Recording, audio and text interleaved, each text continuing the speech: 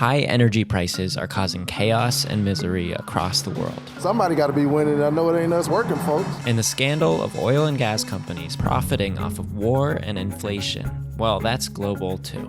To his credit, Joe Biden has criticized oil and gas companies for massive profits. We're going to make sure that everybody knows Exxon's profits.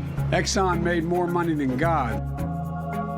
But unlike other governments around the world, Biden has so far refused to endorse the one action that would actually hold big oil accountable: a windfall profits tax. The new levy will be charged on profits of oil and gas companies at a rate of 25%. De traer esos beneficios extraordinarios que tienen las empresas energéticas, se lo pueden. Here's what the rest of the world can teach us about taxing big oil. A windfall profits tax is pretty much exactly what it sounds like. A tax on oil and gas companies for exorbitant profits that they didn't earn or expect. And the revenue from that tax can be redistributed to working people. These companies didn't create new wealth. They're not delivering a product that's twice as good as it was in 2019. They're just profiting off of inflation and war, riding record high prices so they can deliver huge dividends to their shareholders and invest billions of dollars in stock buybacks. A windfall tax would take some of those billions back, giving them directly to people who are struggling the most with skyrocketing costs of living. People like Elsie. Elsie is 77. Her energy bills have gone from £17 a month to £85 a month. To cut down on spending, Prime Minister, Elsie has now resorted to eating one meal a day. She gets up early in the morning to use her Freedom Bus Pass to stay on buses all day to avoid using energy at home. I just remind you that the 24-hour Freedom Bus Pass was something that I actually introduced, just parenthetically. Marvellous. So Elsie should be grateful to you for her bus pass.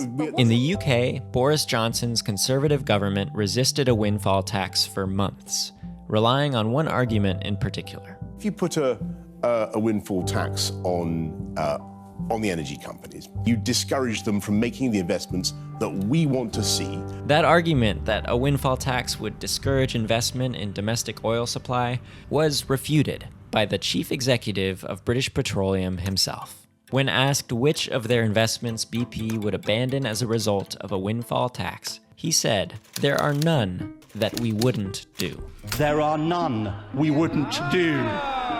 Even BP don't buy the Tory arguments against a windfall tax on BP. That's Ed Miliband, a representative of the Labour Party which led the campaign for a windfall tax in the UK, eventually forcing the Conservative Chancellor to support the measure, with a rebrand. I am sympathetic to the argument to tax those profits fairly. So, like previous governments, including Conservative ones, we will introduce a temporary targeted energy profits levy, but... That's just another name for a windfall profits tax. Here's what it does. Every household in the UK receives a £400 discount on their energy bill. That's roughly $480.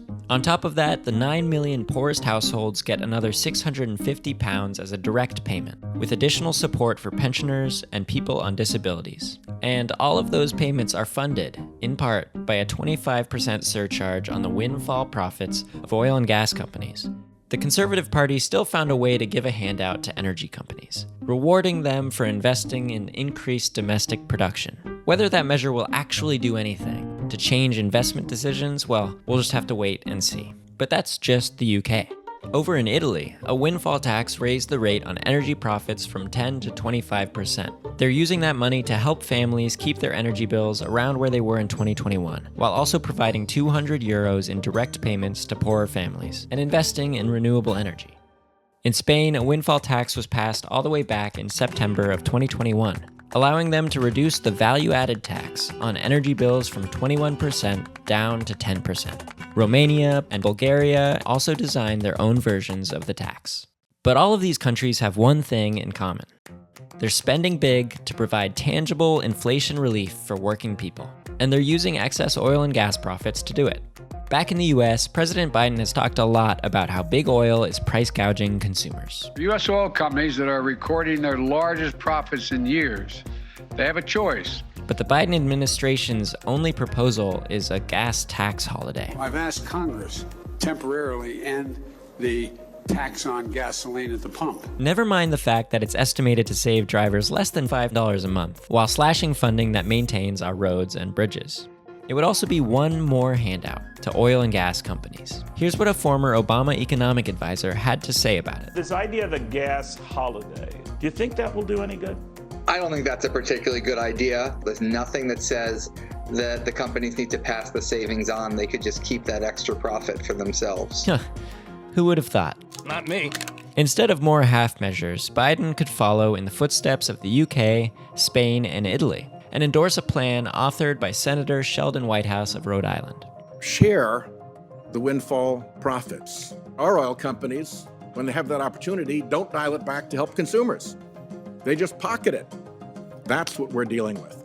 That's the short-run problem. The long-run problem, as you may have guessed, is that the same companies that are now profiting during wartime have done everything in their power to block renewable energy for decades. If we had solved this problem a decade ago, we wouldn't have this vulnerability. If we'd solved it 20 years ago, we wouldn't have this vulnerability.